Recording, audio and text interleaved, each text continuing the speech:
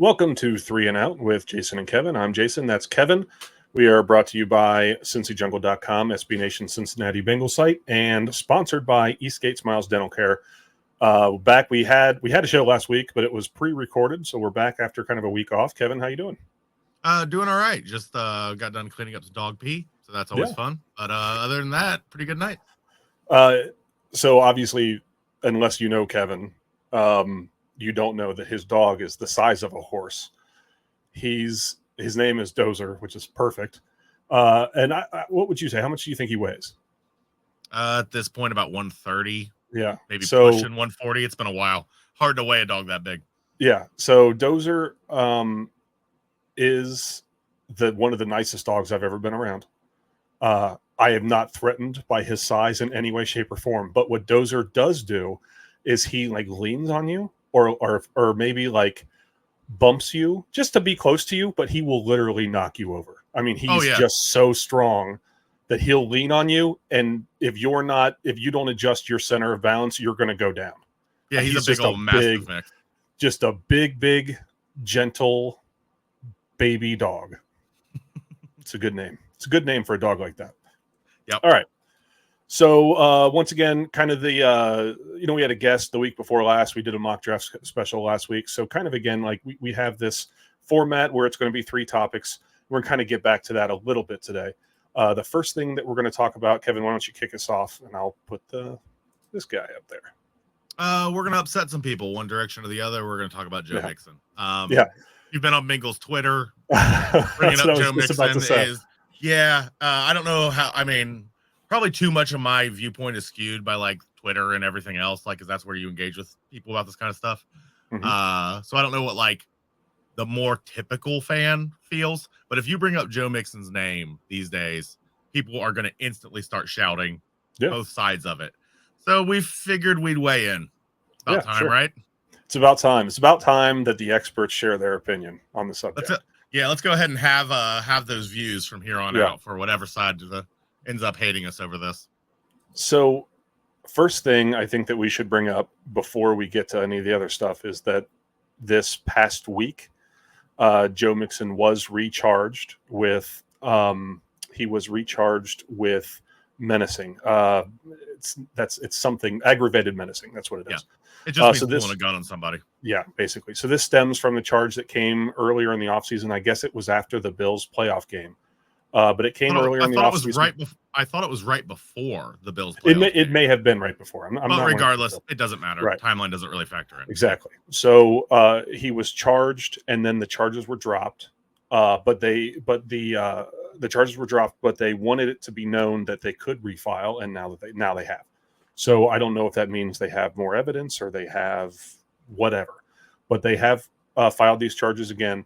So that I think that we would be incredibly naive to say that this is not going to play into the Bengals' decision, because it has to. Correct? Yes, it has to. Right. Joe Mixon. So here, I'm just going to share my opinion on it, and then you can share yours. But Joe Mixon was the highest paid offensive player last year in 2022. And in the AFC Championship game, the most important game of the season, he was not on the field the last half of the game because he cannot pass block, or he's not good at it. Samaje Perine, who the Bengals lost in free agency to the Broncos, was in the game. And because he's a better pass blocker, and the Bengals, the run game wasn't really working. Didn't really work all year. Mixon, I think, had 700 yards on the ground in the regular season. So I think that he was a cap casualty cut before any of the off the field legal issues. Sure. I think that the position can be upgraded in the draft. I would have said it could be upgraded in free agency, but the Bengals didn't pull the trigger on that. But the position can be upgraded in the draft. If he's cut after June 1st, the Bengals save a little over $10 million. So I personally think that he's probably not on the team's plan. Now, I have no idea. We're not in the room where it happens. So we're not in there. So anything could happen. But that would be my guess. Kevin, what about you? I think that they are waiting to see what happens in the draft. I think that if it all goes according to plan, he's probably gone.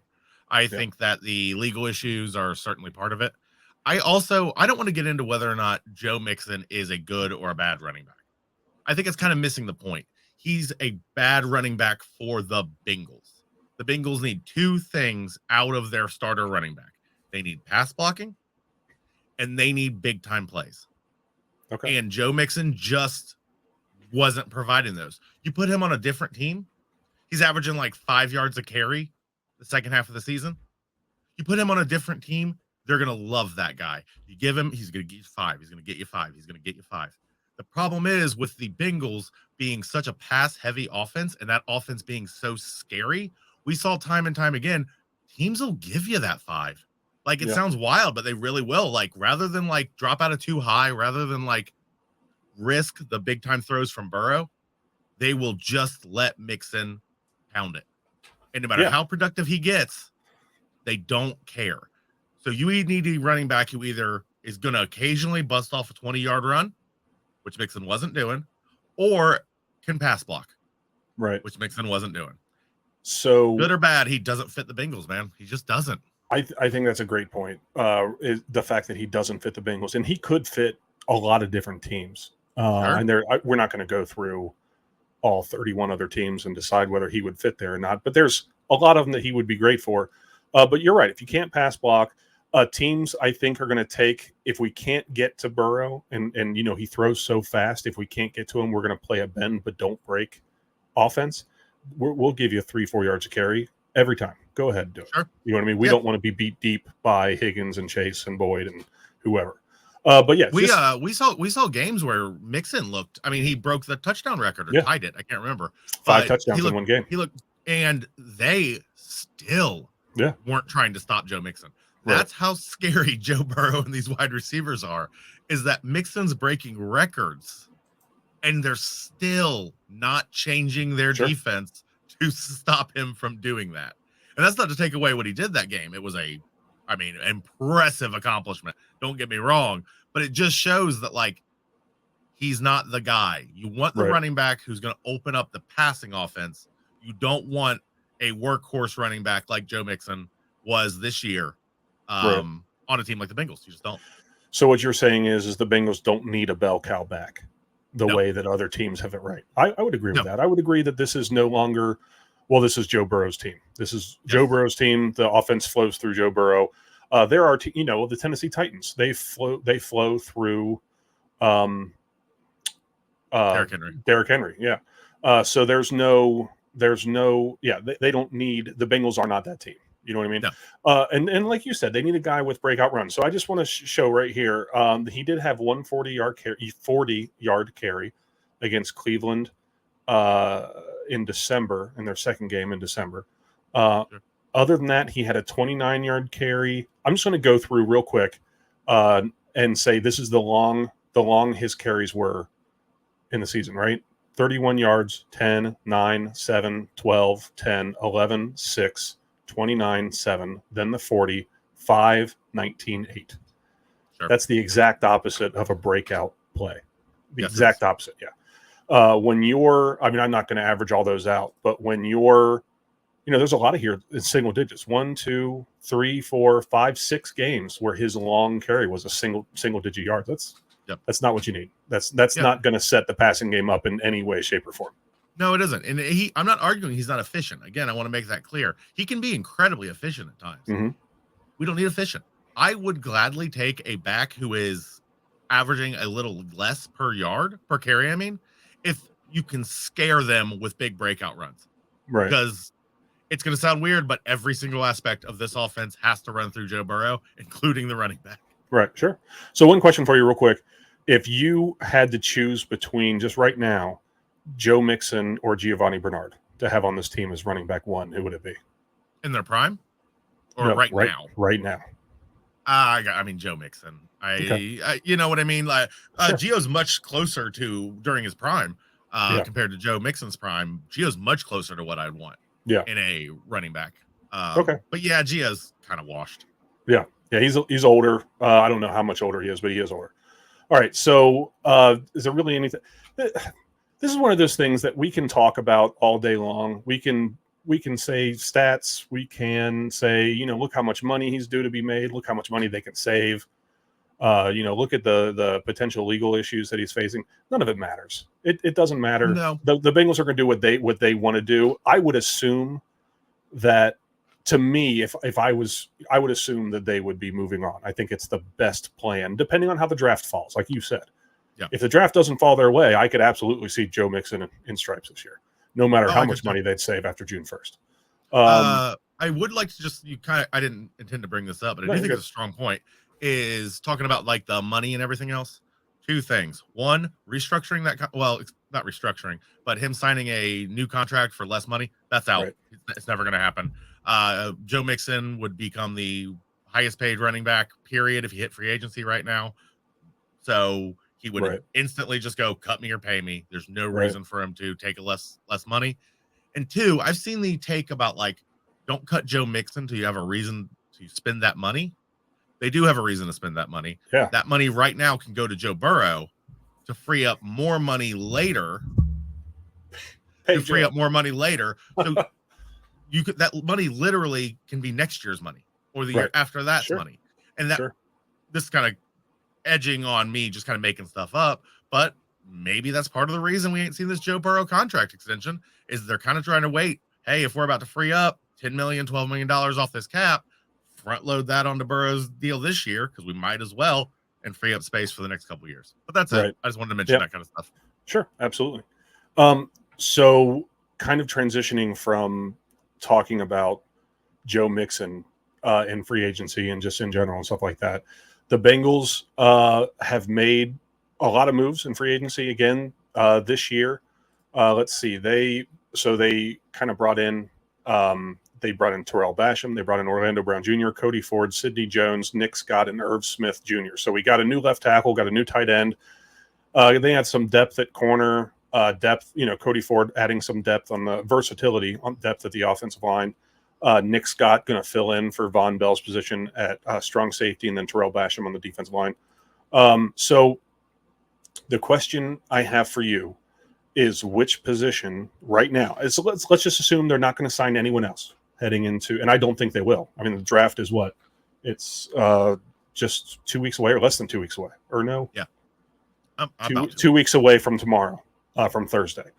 So if the Bengals don't sign any more free agents at this point right now, what is the most important position for them to address early in the draft? Most important position for them to address early in the draft, to me, is right tackle. Okay. We just don't know how it's going to shake out. Might be being overly conservative. Maybe Jonah Williams shows up, does really, really well. But every other position, in my opinion, is at least at minimum functional. Okay. Tight end is the weakest in the room. But then again, while everybody would love to have a dominant tight end, with those three wide receivers, the Bengals have proved they don't super need one. Right. But there is a reality in which we start this season, and right tackle is a disaster. The flip side is maybe they figure it out. Maybe it ends up, it takes a game or two, but Jonah Williams finds his feet, whatever. But as of right now, the only disaster scenario I see is right tackle.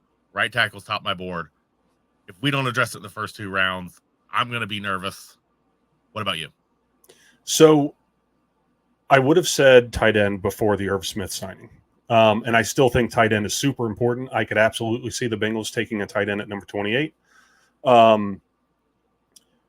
But Irv Smith Jr. kind of fills that void.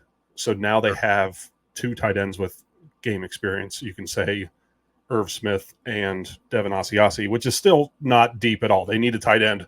It has to happen, whether it be in the draft or in free agency after the draft.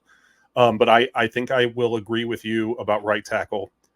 The reason being because when week 1 rolls around, if La'el Collins isn't 100%, and I highly doubt he will be based on when the injury occurred, there is no one on the team that I trust to start at right tackle. And that's not saying that Jonah Williams can't be good. He could be good, but we don't know. We have no idea. He could be a Pro Bowler, right? We could revitalize his entire career. What if he becomes a Pro Bowler? What if he becomes the best right tackle in the NFL? And that would be great for the Bengals. Sure. I don't know if they could keep him, but but even then, you draft a right tackle in the first 2 rounds. Yeah, absolutely. You set him underneath the suddenly ascendant Jonah Williams, let him learn for a year, then put him out there. It's still not bad to lock up your right tackle situation for the next 4 to 5 years, depending on where you draft today, even if they end up not being your starter. But if you don't do that, can you imagine the catastrophe that will be right tackle if everything goes the other way? If Jonah Williams refuses to play, don't think it's going to happen, but it could. If Collins never really gets right, at least not till halfway through the season, maybe a little longer, whatever. There are too many scenarios where right tackle ends up being a big problem that I think that we have no choice but to draft in the first 2. If it's me, I don't like to do that. BPA all the way. But I kind of think we got to do what we got to do. We got to get a right tackle, man. So I agree with you. Now let's take right tackle away. Okay. What's the second most important position? Defensive interior. If we can find somebody who can pass rush, we generate no real pressure. I mean, Hendrickson is kind of on his own and he's doing his best. Don't get me wrong. I love Hendrickson, but you got to have a second guy who can really generate pressure. I would love, come on. I would love Kalijah Cansey. Everybody on the planet wants Kalijah Cansey, so he ain't falling to us. Yeah. But if we could find a pass rushing defensive interior guy, that'd be, to me, the next biggest one. Although you can make an argument for cornerback. Where are you at? Right. For me, tight end is number 2. Just because Irv Smith Jr. does have durability concerns. I hope that doesn't come to pass. I hope that he is fine and plays the entire season injury free. But tight end is a tough position to stay healthy in, just because of the nature of just like running back. You're asked to do things that an offensive lineman does, and then you're also asked to run around like a running back or like a wide receiver and get hit across the middle. As Indiana Jones says, it's not the years, it's the miles. Yeah, exactly. It's not the years, it's the miles, kid. Well, let me just to set up a little bit of a debate here. Let me counter that to you. Sure. The Bengals have not had a dominant tight end the last 2 years. Nope. And I feel like, to me, that's one of those positions of would I love to have one? Yeah, I'd love to have one. I mean, we watch what a dominant tight end can do to defenses. It's insane. Are you going to argue that it's a bigger need than corner? Where we just don't have the depth we need, and we're not certain what's going to happen with Cheeto. I mean, our offense was cooking, and a tight end would make it better. Of course it would. But I'm just not gonna. To me, it's a good tight end is icing on the cake. Right. And I'm just not convinced the cake itself is good enough yet. Does that make sense? It does. So the reason that I'm choosing tight end, though, is because I'm thinking about next year too. I there's all those rumors floating around on Twitter that the Bengals have a done deal with T. Higgins, and I hope that's true. And they have Chase, who would be eligible for an extension next year. But let's say the Bengals can keep Burrow, Higgins, and Chase together. They're not keeping Tyler Boyd. That's not going to happen. Now you can replace a slot receiver in the NFL, and I think a receiver in the NFL is much more capable of hitting the ground running than a tight end is. Yeah. But if they don't get the receiver that they want, your tight end now is that third receiver. You know what I'm saying? Sure. So that's why I chose tight end there. And if we could replace 1-for-1 Tyler Boyd with a great tight end, I'm not saying now, but in the future, I'm all about that. I just am not certain I would declare it as a top need. Only because we could definitely, I think we can get a good one like the third round. I agree. Really good. Sure. Kraft, Laporta, somebody's going to be there. Yeah. Josh Wiley, whatever. I think he'll be available even later. Yeah. I could see him available in the 6th, whatever. So no, there's this tight end, or this draft class is super deep at tight end, which is very good for the Bengals. It's deep at a lot of positions. So there's a few tackles to be had that could be had second, third round. So absolutely. Well, to sum it up for me, and all of this is very dependent on BPA, everything. I don't want to reach whatever's available, but in a perfect world, tackle, get a good 3-tech. Okay. Cornerback, tight end. Okay. So for me, it would be tackle, tight end, and then probably a tie between corner and defensive tackle. So just the depth there. Just depth there is lacking. So, and we never know how the draft's going to go. We have a general idea who's going to do what, but every year somebody does something where everyone's like, oh my God, I can't believe that happened. You know what I mean? Every year, and then it causes teams to adjust what they're doing, and things go weird. So every year the Seahawks do something ridiculous, and every team has it used to be to adjust. It used to be the Raiders. We're just going to take fast guys. Yeah, fast. You're fast. You're a Raider. It's happening. All right. You have anything else to say about free agency? Nope, that's it. All right. Here's a word from our sponsor. Eastgate Smiles Dental Care is a warm and welcoming environment where expertise and customer service come together. As a local business, they love helping their fellow Cincinnatians manage their oral health and achieve a perfect smile. They pair the latest technology with years of experience to give you a smile worth showing off. They are dedicated to quality and convenience and can even perform dental crown procedures the same day in most cases. You like your smile, but they are here to help you love it. They personalize your care and match your needs. Call them today at 513-528-1150 to learn what they can do for your pearly whites. Give them a call. All right. So the last part of the show, I think we're going to do this every week, probably until the draft. It's mock draft time. Why wouldn't we do it? It's fun. Mock drafts are fun. They upset people. I like that. Plus, they're getting more sophisticated every year. I don't remember last year being able to trade players for picks. I mean, they're completely unrealistic on what you get. You know, you could trade Mixon for a first rounder in PFF. Oh, it's sure. Not going to happen. Yeah, it's not going to happen. I have several times. I've forced trades. The dumber the mock draft, the more fun it is. We've all done that. I've forced trades where I traded next year's 7th for this year's number 1 overall pick and then traded back like 10 times and had like 8 second-round picks. That was great. All right. So what we're going to do is we are going to do PFF's draft board together. Okay. So let's get that set up. Let's see. Yeah, we've kind of done a couple different things here. I don't know where you're at. I am focusing on trying to get a corner in the first or maybe trading back in the first just to explore the options. We haven't done that yet. Let's see how it plays out. Okay. So can you see what I'm doing here?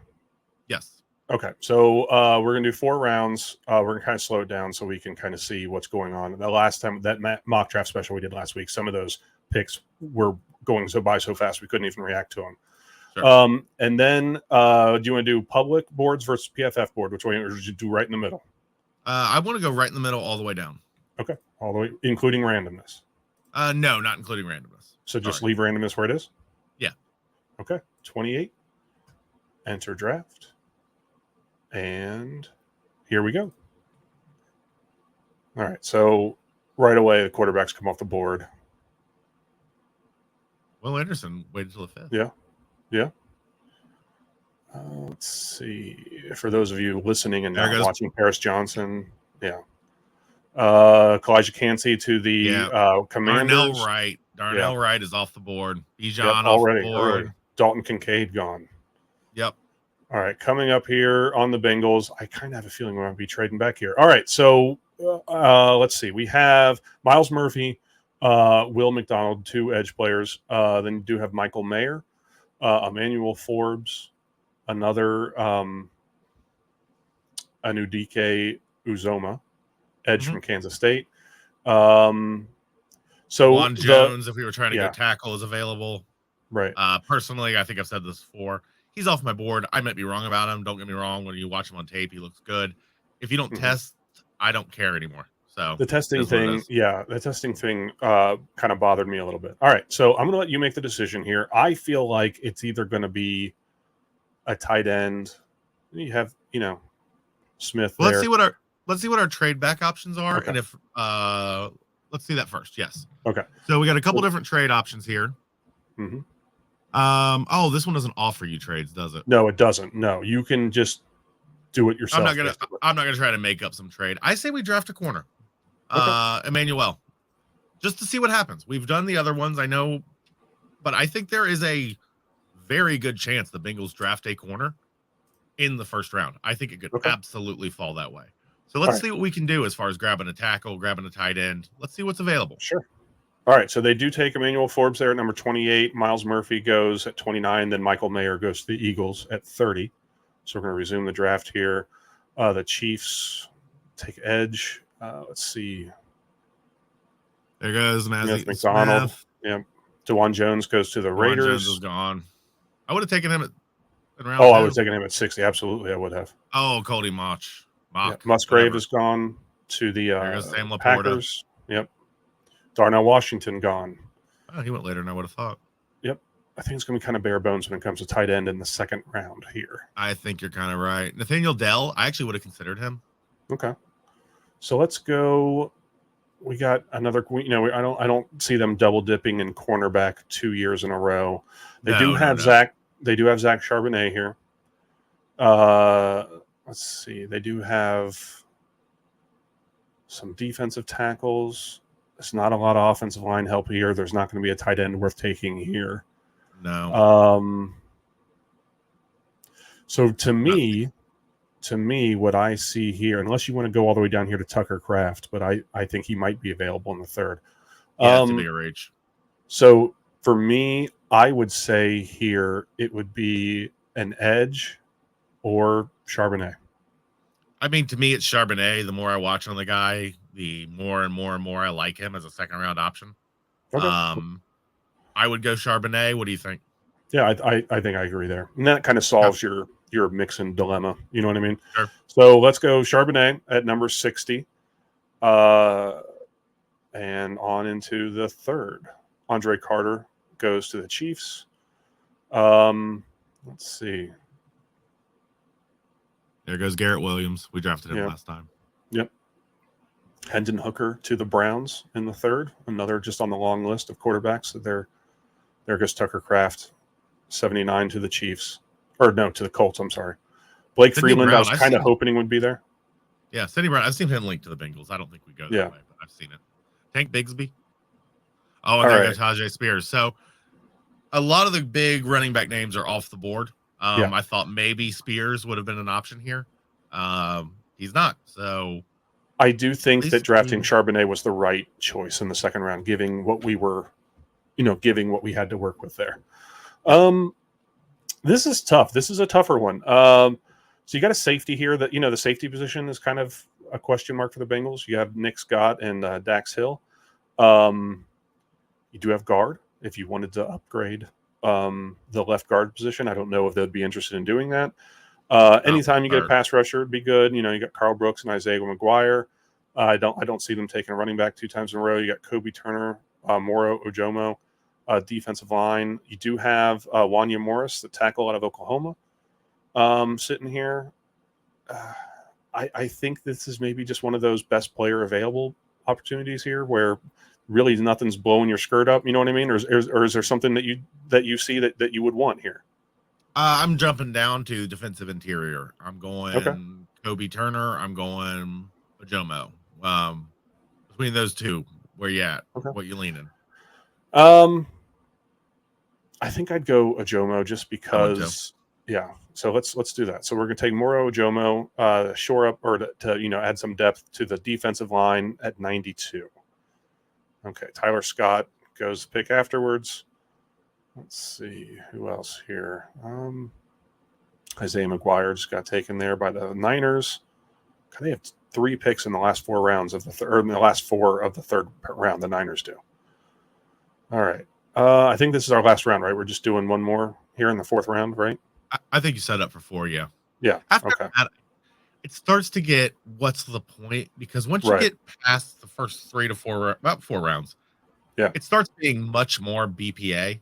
There's not a lot of, in my opinion, there's not a lot of strategy involved in it. You may trade up a couple spots to grab your guy or whatever, but the truth is it's kind of what falls to you. So it's kind of just becomes guessing to me. Right. So 131, 4th round. Here again, you have safety, cornerback, center, edge, a couple running backs. You do have Nick Saldiveri, tackle out of Old Dominion. I don't know a lot about him. Some people really, really like the guy as a developmental pick. Yeah. I mean, you haven't addressed the offensive line at this point. I kind of feel like you have to.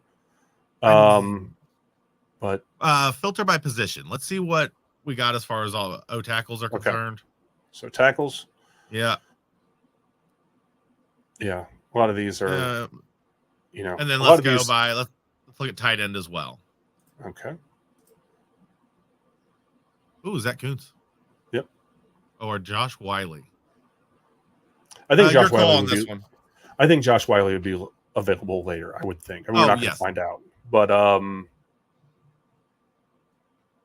you want to go edge here? You can't get enough pass rushers. You never can have enough pass rushers. I feel like we can get enough mid-tier pass rushers. We have so many mid-tier pass rushers. Yeah. Now, if we're talking first round and the right guy falls, you can never have too many of those. But we have a lot of pretty good pass rushers. Your call. What do you think? I think it's either Nick Saldiveri or I think I'd go there just because you don't know what's going to be available. So you go Nick Saldiveri there to address the right tackle position, possibly. Grading our draft, let's see how we did. Oh, come on. There you gotta be B plus for not to me. I hate this draft. Yeah, I don't like it either. This is not like this. If this happened on draft night, I would be unhappy after the first couple rounds. So here's a look at the first round. I absolutely see things going this way with Young, Stroud, Anthony Richardson. All those guys are going to go early. Will Levis will go early. But yeah, I mean, we all know Paris Johnson's not going to fall to the Bengals, but some of these were a little bit surprising. Anton Harrison not being there, I thought we'd at least have the option of drafting Anton Harrison. Despite people feel different ways, but I thought he'd at least be an option. Right. Yeah, he went to the Giants at 25. So here's what this tells me. You got to grab a tackle in the first 2 rounds if you want to tackle. There's just isn't enough out there. I think the Bengals might pick a cornerback and maybe it'll fall a different way. But every time I do this, man, and I've done other ones, if you grab a cornerback in the first round, it just doesn't look pretty after that. It just doesn't. It does not line up with our needs. What do you think? Right. No, I would agree with you. And that draft fell in a way. I think if I had to do it over again, I would have probably taken. I don't know. Maybe you trade back a couple spots and take DeJuan Jones. If we do another one of these for the draft, I definitely want to trade back. One of the ones that makes you offers. One of the ones. I think Pro Football Network does that. We'll do that next time. Okay. All right. So we talked tonight. Do you have any? Did you want to do it again, or do you want to? Let's do one more. All right. You want to try Pro Football Network this time? Let's do Pro Football Network and put it on fast. Let's just power through it. I don't want to talk about what's. You know what I mean? We're running up on time. Sure. But let's just bust one out. Just Bengals picks. I don't need the commentary and everything else that's happening. Okay. Are we doing 3 rounds or 4 again? What do you want to do? Let's do 4 rounds. 4 rounds. Okay, let me do this again.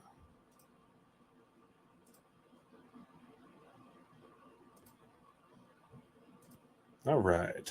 So we're doing a fast 4 rounds. Let's draft. And when we say fast, we mean it because I'm not going to be able to keep up with these. No.